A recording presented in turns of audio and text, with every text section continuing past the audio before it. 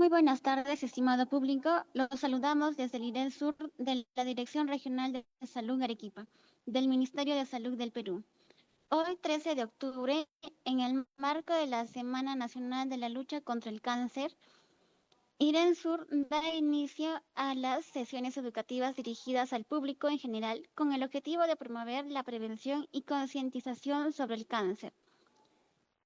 El día de hoy, la sesión educativa tendrá como tema Prevención del cáncer de pulmón. La ponencia estará a cargo del doctor Fernando Valencia Juárez, médico, oncólogo y responsable del Departamento de Medicina del IDENSUR. Doctor Fernando Valencia, es un honor contar con usted el día de hoy. Bienvenido, lo escuchamos y quedamos atentos a su presentación. Muchas gracias por la presentación. No sé si es que se escucha, me confirman, por favor. Sí, doctor, sí, la escucha. Perfecto. Muchas gracias. Gracias a cada uno de ustedes por estar aquí conectados. Gracias al IDENSUR por la organización de esta charla. Y gracias a la, el programa de control del cáncer que promueve esta Semana de Perú contra el Cáncer a nivel nacional. Y nosotros como IDENSUR también nos sumamos a este movimiento de Perú contra el cáncer. Específicamente el día de hoy vamos a hablar sobre un cáncer que ha cobrado la vida de muchas personas, tal vez familiares, conocidos de alguno de nosotros. Vamos a hacer una revisión general de los datos de cáncer de pulmón en el mundo, factores de riesgo que aumentan la probabilidad de desarrollar cáncer de pulmón y hacer también una revisión de la normativa que ha sido tan importante en nuestro país para combatir esta terrible enfermedad. Entonces, como vemos aquí, el cáncer de pulmón es responsable de más de 2 millones de casos de cáncer a nivel del mundo. 2 millones de casos es casi el doble de la población que tenemos aquí en Arequipa y es un número considerable en relación a las cifras de cáncer en todo el mundo. En relación a nuestro país, las primeras, las neoplasias más frecuentes en el orden que vemos aquí. Felizmente no aparece cáncer de pulmón dentro de los 5 primeros casos de cáncer o tipos de cáncer en nuestro Perú. Primero está el cáncer de próstata con 8.700 casos. Segundo, cáncer de mama, casi 7.000 casos nuevos de cáncer de mama al año. Luego cáncer de estómago, más de 6.000 casos nuevos. Cáncer colorectal del intestino grueso, casi 5.000 casos nuevos de cáncer. Y cáncer de cuello uterino, más de 4.000 casos de cáncer de cuello uterino que afectan a las mujeres en nuestro país. Y el resto, más o menos el 50-60%, se distribuyen en diferentes tipos de cáncer. Dentro de ellos está el cáncer de pulmón, que felizmente, en contraste con lo que vemos en el mundo, no es de los más frecuentes. Y esto tiene que ver mucho con la legislación, con la normativa que se ha dado en nuestro país y que más adelante lo veremos. Entonces vemos que el cáncer de pulmón en ambos sexos en el mundo es la neoplasia más frecuente, que más casos de cáncer ocurren. Vemos aquí en el primer lugar está cáncer de pulmón, con más de 2 millones de casos nuevos. Cuando hablamos de varones, el cáncer de pulmón está en el primer lugar, con 1,5 millones de personas afectadas eh, anualmente. Y en el caso de las mujeres, está en segundo lugar, superado por el cáncer de mama.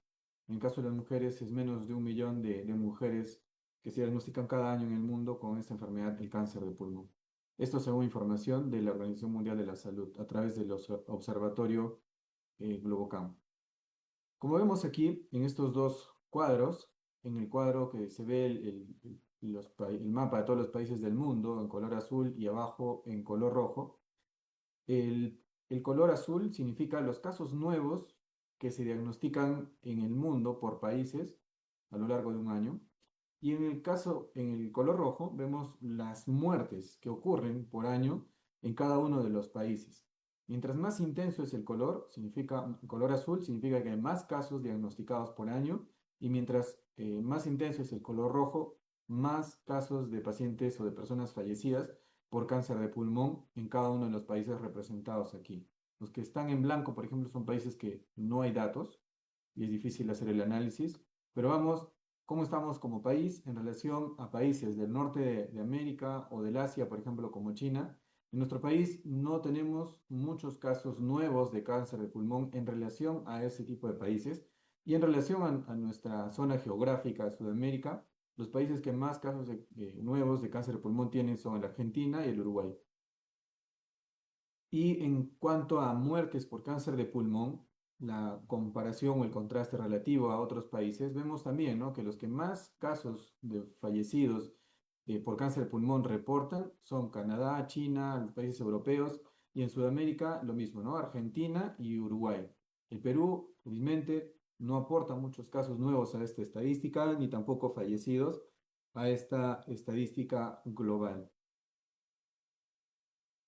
Eh, Vemos aquí que los continentes que más aportan son efectivamente el Asia Oriental, Norteamérica, Europa Oriental, en general en todo el continente europeo, el sudeste asiático, Asia Sur Central y nosotros, Sudamérica, en realidad ocupamos la estadística de otros, ¿no? Esto que está en gris, tanto en incidencia como en mortalidad. Estamos agrupados en otros, representando menos del 20% de casos nuevos y menos del 20% de pacientes fallecidos por cáncer de pulmón en el mundo.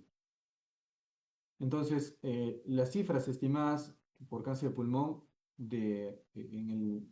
esto es para Estados Unidos, no es nuestra localidad, para el 2021, en varones ocupaba el 22% de los fallecidos por cáncer eran por cáncer de pulmón.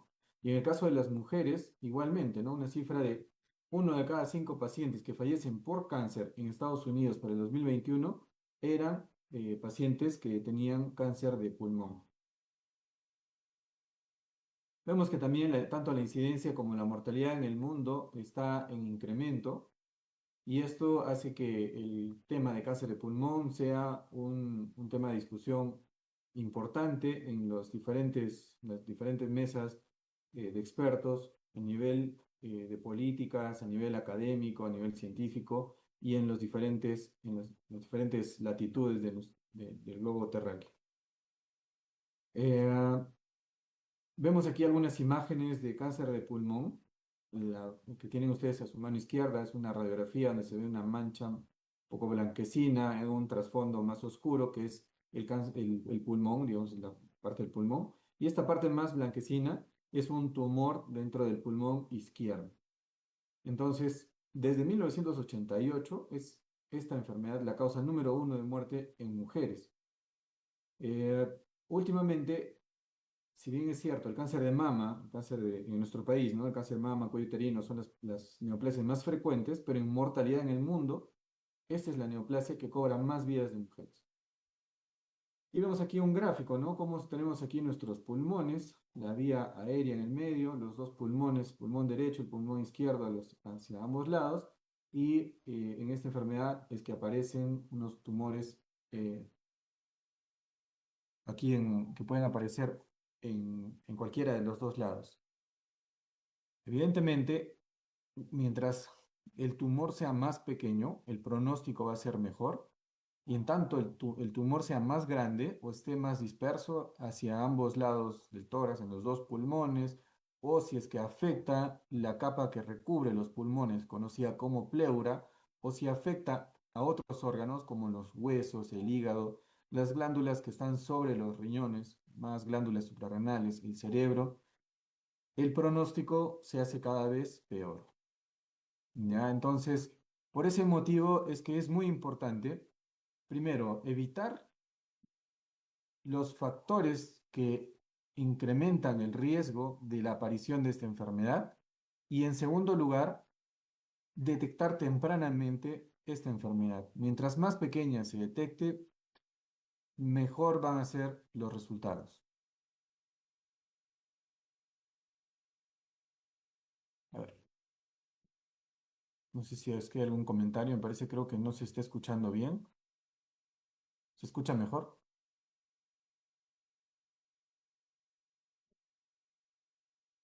¿El audio está bien? ¿Está funcionando bien? Si no, entiendo que está bien y podemos continuar. Hablaremos un poco, a ver, se escucha, doctor. Muy bien, muchas gracias. Continuaremos entonces hablando de factores de riesgo. Y en la historia de una enfermedad hay diferentes momentos. El primer momento es donde aquel en el cual nosotros no tenemos la enfermedad.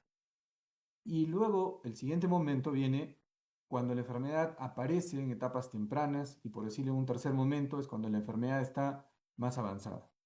Entonces, este primer momento en el cual no tenemos la enfermedad y probablemente la mayoría de los que estemos escuchando esta presentación eh, nos identificamos con esta etapa en la cual no tenemos la enfermedad, tenemos que saber que tenemos un riesgo a lo largo de la vida de poder desarrollar cáncer de pulmón. Este riesgo, esta probabilidad de que ocurra el cáncer de pulmón en nuestro cuerpo, en nuestros pulmones, puede aumentar debido a la exposición a ciertos factores de riesgo, como los que vemos aquí en la diapositiva. Se dice, o más o menos he estudiado, que el riesgo que tenemos nosotros, cada uno de nosotros, a lo largo de toda la vida es del 1% de que aparezca un cáncer de pulmón. Pero en la medida que nosotros nos exponemos a estos factores de riesgo, ese 1%, que lo tenemos todos, puede ir incrementándose. Por ejemplo, el tabaquismo. Nos referimos al consumo de cigarrillos, de tabaco.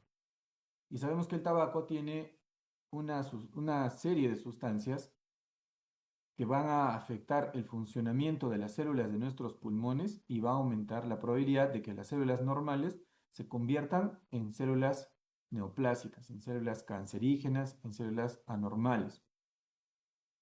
El cigarro, el fumar cigarrillos, puede incrementar este riesgo que es del 1% hasta un 10% o hasta un 30% de probabilidad de que ocurra un cáncer de pulmón a lo largo de nuestra vida. Es importante poder resaltar esto. ¿Por qué? Porque algunas personas que hemos escuchado que son fumadoras nos dicen, no, o sea, yo he fumado toda mi vida y no me ha aparecido cáncer de pulmón. Ahí pueden suceder dos cosas. Número uno, que todavía está en el proceso y que más adelante aparezca el cáncer. Y la otra posibilidad es desde el punto de vista estadístico de probabilidades, que recordemos que la probabilidad de cáncer de pulmón aumenta un 30%, no en un 100%. Quiere decir que habrá personas fumadoras que no desarrollan cáncer de pulmón. Pero ¿cómo podemos saber si yo fumo, si me va a dar cáncer de pulmón o no me va a dar cáncer de pulmón? Eso no se puede saber. Es como comprar los boletos para la tinca. Si yo me compro un boleto para la tinca, no hay forma de que yo sepa si me saco la tinca o no me la saco. La única forma de saber que no me va a sacar la tinca es no comprar el boleto. Por lo demás, en tanto yo tengo un boleto, voy a tener esa probabilidad. Y en este caso, ¿quién tiene probabilidad de poder desarrollar cáncer de pulmón? Los que estamos vivos, 1%, los fumadores, hasta 10 o 30% a lo largo de toda la vida.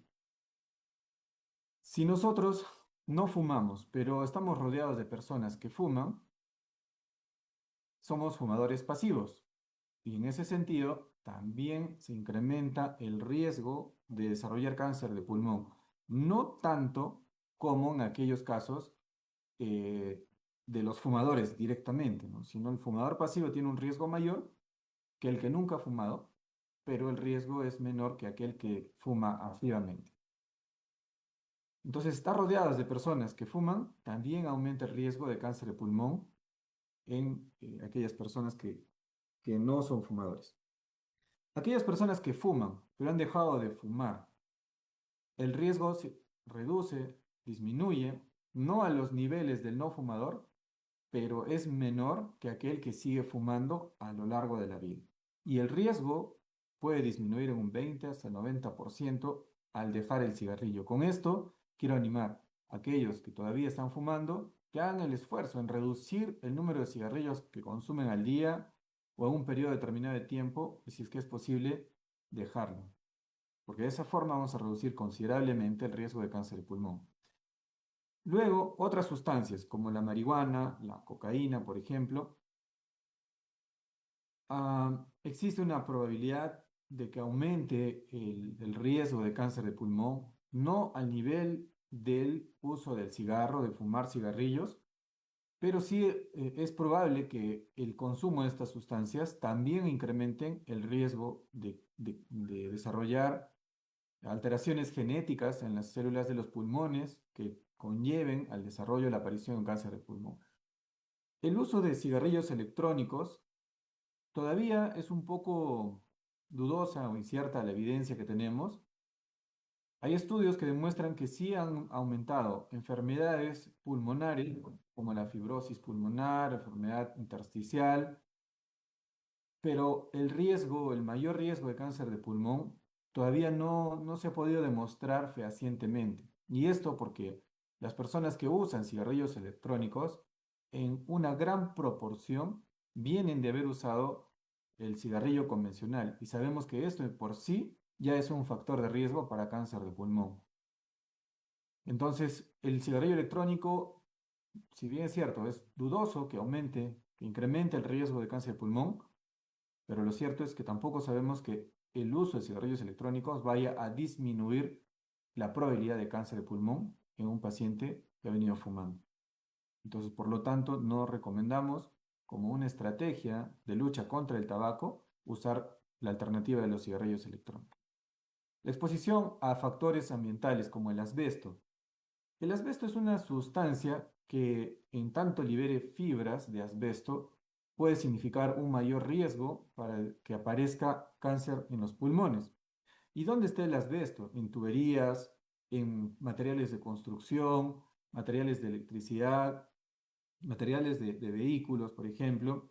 Por lo tanto, quienes podrían tener un mayor riesgo de exposición al asbesto son plomeros, electricistas, mecánicos, carpinteros, en general personas que se dedican a la construcción, a la manufactura, que estén en contacto con sustancias químicas, pinturas, aditivos, o que trabajen con piedras para la construcción que tengan una concentración de asbesto importante, líneas de tren de comunicaciones, la manufactura del plástico. En tanto haya exposición a fibras de asbesto, entonces hay un mayor riesgo, no tanto como en el tabaco, pero sí hay un mayor riesgo de desarrollar cáncer de pulmón. Hay una exposición no ocupacional al asbesto, como son aquellas personas que viven o que tienen sus viviendas en base a estructuras que tienen partes de asbesto o edificios que tienen partes de asbesto, pero que no necesariamente son los constructores, sino las personas que viven en este lugar.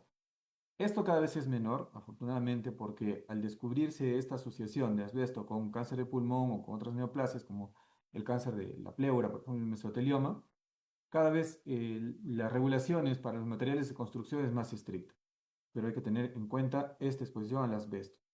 El radón es un gas radioactivo, es un gas tóxico que puede estar cerca a las minas de materiales radioactivos, como el uranio, por ejemplo, que se encuentra en el suelo, en las rocas, en el agua, en gases que se liberan de estos lugares, que hasta el momento al menos no tengo conocimiento de que ocurra en nuestro país. Pero lo que sí tenemos, y con mucha frecuencia, es la exposición al humo de la leña, del carbón, que si bien es cierto, en otros lugares lo usan o lo usaban como un material para generar calor dentro de las casas, en nuestra sociedad, aquí en el Perú, lo usamos, se usaba con mucha más frecuencia antes, menos ahora, para cocinar. La leña, el carbón para cocinar. El carbón en ciertas circunstancias todavía se sigue utilizando, pero en lugares abiertos, ¿no? El problema es cuando usamos en lugares cerrados y nosotros terminamos inhalando todo ese humo y los materiales que se desprende o que componen el humo que emite el quemado de la leña o del carbón. Esta exposición al material del humo de la biomasa, que quiere decir la leña, el carbón, el estiércol seco quemado para cocinar también, que se utiliza sobre todo en zonas de la sierra, aumenta el riesgo de cáncer de pulmón. No tanto como el cigarrillo, pero sí aumenta el riesgo de cáncer de pulmón. Y lo mismo pues, en relación a la contaminación del aire, ¿no? La contaminación del aire nos referimos básicamente a los hidrocarburos, al diésel que utilizan los vehículos y a más concentración de partículas por millón de estos derivados del diésel, mayor riesgo de cáncer de pulmón en una población determinada. Otras enfermedades asociadas al cáncer de pulmón, como la enfermedad pulmonar crónica, per se, no es que aumente tanto el riesgo de cáncer de pulmón, pero los mismos factores de riesgo de cáncer de pulmón pueden conllevar también a esta enfermedad pulmonar crónica. Entonces, eso en cuanto a los factores de riesgo. Veamos un poco de detalle cuánto aumenta el riesgo de cáncer de pulmón en pacientes que fuman, ¿no? Aquel fumador, vamos a empezar de abajo hacia arriba. El fumador fuerte, o sea, aquel que fuma 20 cigarrillos por día por 20 años consecutivos, el riesgo puede incrementarse un 30 o 40 veces más comparado con aquel que nunca ha fumado. El fumador moderado que fuma unos 10 a 20 cigarrillos por día, por unos 15 a 25, perdón, por unos 20 años consecutivos, aumenta un 15 a 25 veces el riesgo de desarrollar cáncer de pulmón. El que fuma ocasionalmente, unos 1 a 5 cigarrillos por día, pero por más de 10 años, tiene un riesgo 3 a 5 veces más que aquel que nunca ha fumado. Y el fumador pasivo, o sea, el que nunca fuma, pero que en su entorno tiene personas que fuman en el trabajo, en el transporte, en la casa, o convive o trabaja con fumadores, el riesgo es un 20 a 30% más. O sea, no 2 veces, no 3 veces, pero sí incrementa relativamente el riesgo de cáncer de pulmón. Y aquel que era fumador y dejó de fumar por unos 10 años sin fumar, tiene todavía un riesgo, no tanto como el que fuma activamente, sino que es un riesgo 2 a 3 veces un incremento del riesgo de tener cáncer de pulmón. ¿Para qué síntomas podemos tener? ¿Qué síntomas podría tener una persona o sea, que debuta o que le aparece un cáncer de pulmón? El más frecuente es la tos persistente. Sin embargo, en nuestro medio, una persona que tiene tos persistente, lo más frecuente no vamos a pensar que sea cáncer de pulmón. Probablemente sea un problema alérgico, un problema de asma o algún problema infeccioso como la tuberculosis. Entonces sabemos todos los que vamos a un centro de salud y vemos letreros por todos lados, si tienes tos por más de 15 días, hazte un descarte de tuberculosis. Yo a eso le agregaría, si además de hacer el descarte de tuberculosis no encuentras tuberculosis, hazte un descarte de cáncer de pulmón. Entonces, tos persistente, hay que prestar atención y poner dentro de las opciones de probabilidades de diagnóstico el cáncer de pulmón. Dolor torácico también. Disnea, no Disney, disnea es un término médico que nosotros usamos para hacernos referencia de aquella sensación de falta de aire. Es como que a un esfuerzo para respirar. Eso es la disnea. O estoy respirando como si me faltara el aire, ¿no? Eso es la disnea. Tos con sangre, o sea, estoy tosiendo y en esa tos elimino rasgos de sangre o flema con sangre. Eso se llama hemoptisis. Y esa tos con expectoración, con la flema con sangre, debe también hacernos sospechar de que puede haber algún tumor en los bronquios o en los pulmones. El cansancio que se suma a todos esos síntomas, la pérdida de peso sin alguna causa conocida, no es que yo me ponga a hacer dieta, voy al gimnasio y pierdo peso, sino que como normal, hago mis actividades normales y empiezo a perder peso asociado a todas estas manifestaciones, podría hacerme pensar que puedo estar frente a un probable cáncer de pulmón. Infecciones pulmonares persistentes o recurrentes debe hacerme pensar de que algo en mis pulmones, en la estructura de mis pulmones no está bien, por lo tanto tengo que hacerme estudios para diagnosticar un cáncer de pulmón. Bueno, esto ya lo vimos, las ocupaciones, las industrias relacionadas al aumento, al incremento de riesgo de cáncer de pulmón. Y frente a esos síntomas que uno puede tener, hay que pensar que no solamente estamos frente a un cáncer de pulmón, ya dijimos que lo más probable, lo más frecuente es que podamos tener una tuberculosis. Pueden haber otros tumores benignos. Si en la radiografía aparece un tumor, hay que descartar también causas benignas de tumores benignos en el pulmón.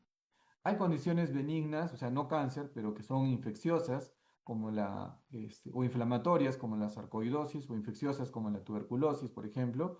Algunas tumores benignos de tipo infeccioso, como la hidatidosis, los quistes hidatídicos, o algunas micosis, algunos tipos de hongos en los pulmones que pueden formar como tumores, como bolas ahí dentro del pulmón y que se tratan algunas veces con antibióticos, con antifúngicos o también con cirugía.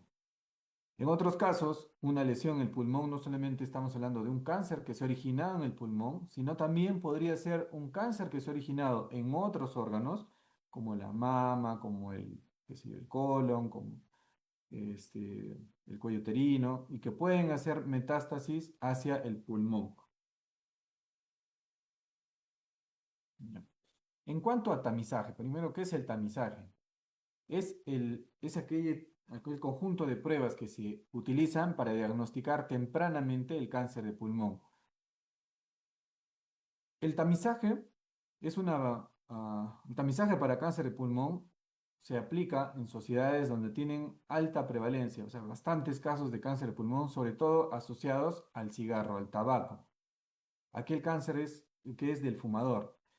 Y la Sociedad Americana del Cáncer de los Estados Unidos recomienda la detección, o sea, una tomografía computarizada una vez al año, pero una tomografía no las convencionales, sino una tomografía de baja dosis de radiación para personas de alto riesgo, a partir de los 50 años hasta los 80 años. Esas personas deberían hacerse una tomografía al año, pero ¿quiénes? Aquellos que han fumado 20 cigarrillos por día durante 20 años. Y se saca una fórmula y eso resulta en un índice que se llama 20 paquetes año. Los 20 paquetes año significa aquel que ha fumado 20 cigarrillos por día durante 20 años consecutivos. Entonces, esa persona, una vez que cumple los 50 años, debería acudir o debería buscar una tomografía computarizada de baja dosis entre los 50 a los 80 años, una vez al año, para descartar o diagnosticar tempranamente el cáncer de pulmón. Fuera de esas condiciones, lamentablemente no tenemos una prueba de tamizaje, una prueba de diagnóstico temprano o de detección temprana de casos de cáncer de pulmón. Y básicamente los estamos diagnosticando por sintomatología. Entonces, ¿qué podemos hacer para prevenir esta enfermedad? Evidentemente, dejar el cigarrillo o no empezar siquiera el hábito del cigarro, y esto para personas muy jóvenes donde empieza el hábito del cigarro. Alejarnos de personas que fuman, también ha demostrado un beneficio en disminuir el riesgo de cáncer de pulmón, y evitar el contacto con sustancias que pueden aumentar el riesgo de cáncer de pulmón, como materiales químicos, minerales, gases tóxicos que ya hemos comentado en la presentación. Y si trabajamos en estas áreas, usar los equipos de protección personal adecuados para evitar el riesgo de que estas sustancias ingresen a nuestros pulmones o nuestras vías respiratorias y aumenten el riesgo de cáncer. Otros factores que ciertamente no han demostrado un beneficio específico en el cáncer de pulmón, como la alimentación saludable, consumo de frutas, verduras, actividad física regular, sí las recomendamos, no solo para disminuir el riesgo de cáncer de pulmón, sino también para disminuir el riesgo de cualquier otro tipo de cáncer en nuestro cuerpo. Debemos acudir al médico una vez al año para poder hacer alguna evaluación de los factores de riesgo, tener una consejería para ver qué factores de riesgo podemos modificar y si corresponde, de acuerdo a los criterios que hemos mencionado, indicar esta tomografía de baja dosis para poder hacer el descarte o la detección temprana de cáncer de pulmón.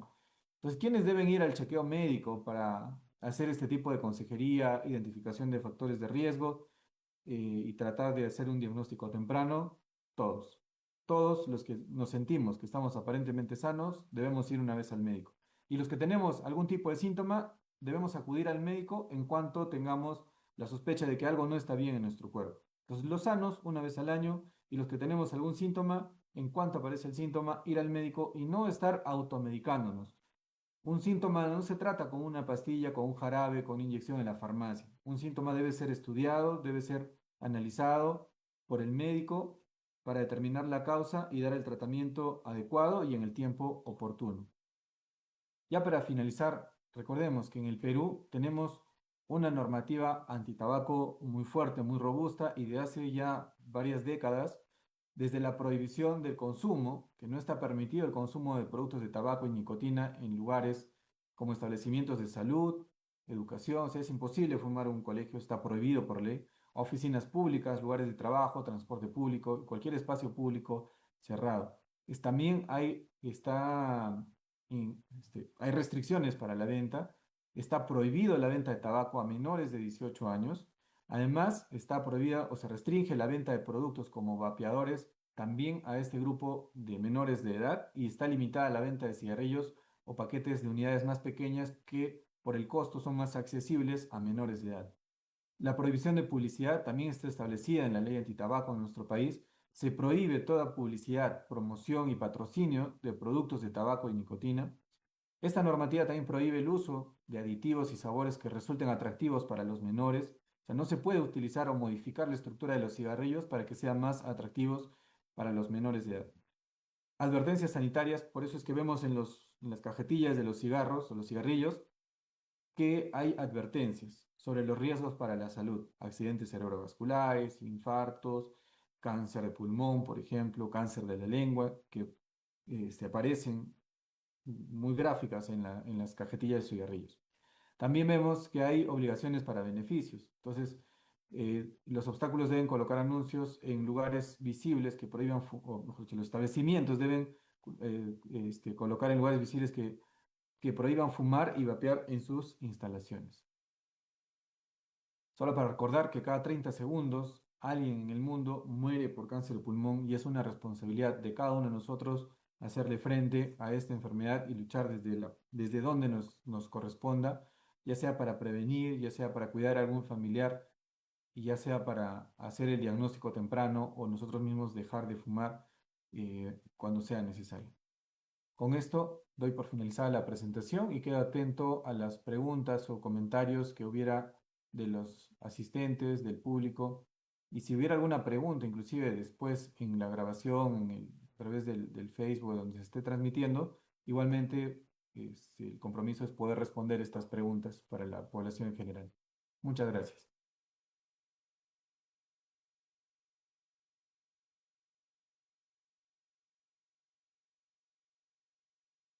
Muchas gracias, doctor Fernando Valencia Juárez. Pasamos a la ronda de preguntas.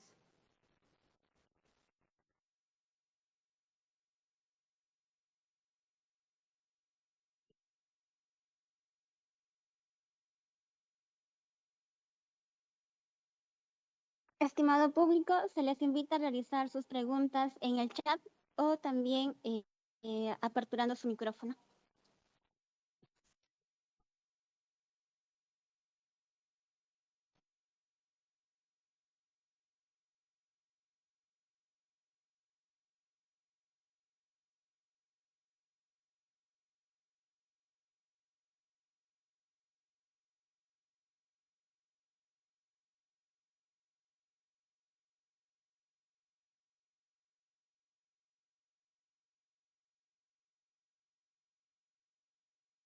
No, aquí en el Zoom veo que no hay preguntas en el chat.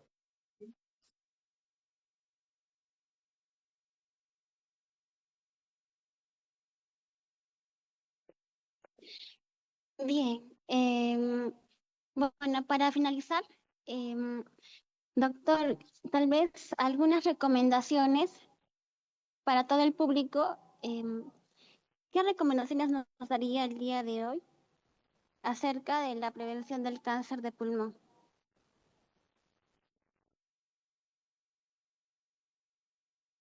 Lo primero es seguir en pie en la lucha contra el tabaco.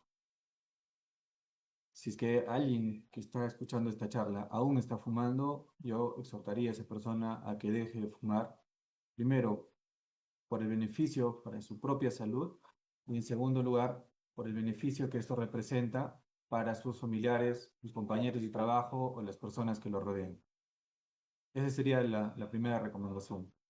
En segundo lugar, si es que estamos expuestos o hemos identificado algunos de estos factores más allá del cigarrillo, eh, hacer los cambios necesarios para poder estar lejos de estas sustancias o si por nuestros trabajos vamos a estar expuestos a alguna de estas sustancias, usar los equipos de protección personal adecuados.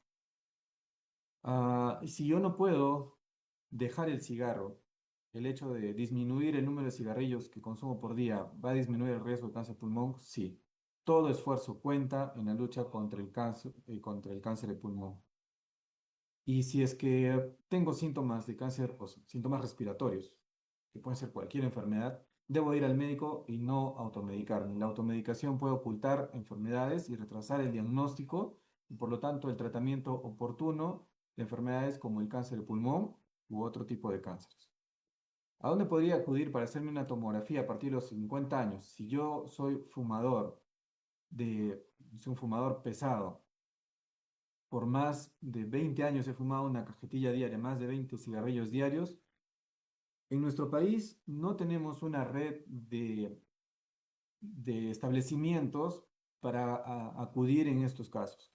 Pues lo primero que tenemos que hacer es ir al establecimiento de salud más cercano, del Ministerio de Salud o a la red particular, de repente si tiene algún seguro particular, hacer la consulta con el médico, en primera instancia con el médico de primer nivel de atención, el médico de familia, el médico general, si es que corresponde hacer la referencia al médico neumólogo y es el médico quien determinará si es que corresponde o no hacer esta tomografía de baja dosis. Y es el médico quien hará la orden respectiva o la hoja de referencia respectiva para realizar este procedimiento, esta tomografía mencionada en la presentación, pero esa es la ruta, ¿no? El médico general, el médico del establecimiento de salud del primer nivel, el médico de familia o en todo caso el médico neumólogo. Se evalúan los factores de riesgo, los síntomas, las manifestaciones clínicas, el malestar que pueda tener cada persona y de acuerdo a eso se determinará si el paciente requiere una tomografía convencional o una tomografía de baja dosis.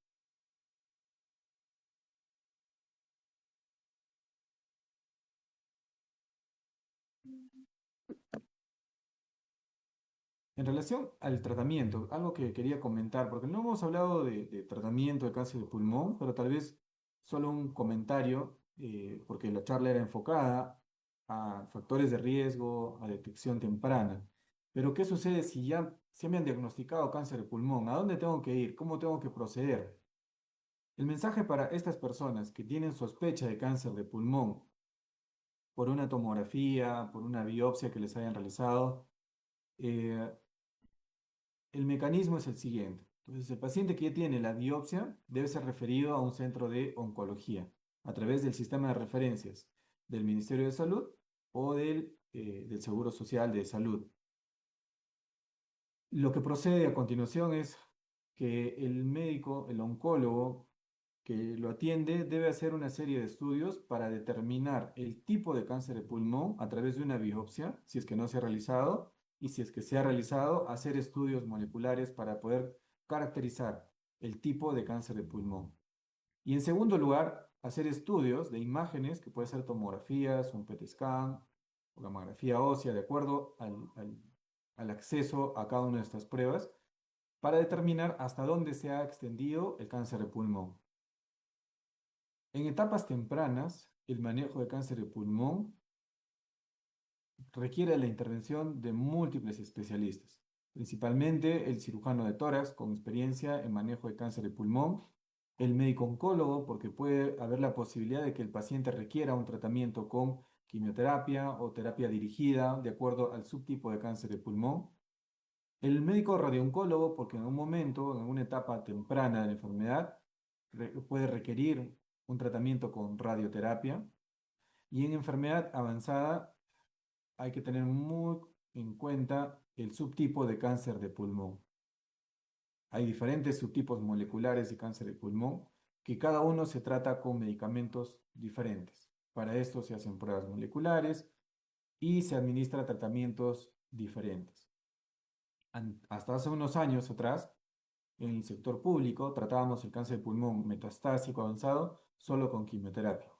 Sin embargo, ahora ya tenemos acceso, tanto en el salud como en el Ministerio de Salud, a tratamientos diferenciados, terapia dirigida, inmunoterapia, además de la quimioterapia y trabajando de la mano con los demás especialistas del equipo multidisciplinario, el cirujano oncólogo, el radiooncólogo y con el apoyo del patólogo, del radiólogo, es que nosotros como equipo de oncología podemos determinar cuál es el mejor tratamiento para cada paciente de acuerdo a la presentación de la enfermedad. Muchas gracias, doctor. Bueno, para finalizar, queremos brindarle nuestro mayor agradecimiento, ¿no? Por acompañarnos el día de hoy y también por la excelente información. Esperamos contar con usted para próximas sesiones educativas. Muchas gracias también a todo el público por su gentil participación. Los esperamos el día de mañana, martes 14 de octubre, a las 10:30, con el tema de prevención del cáncer de cuello uterino. Que tengan todos muy buenos días o muy buenas tardes. Gracias.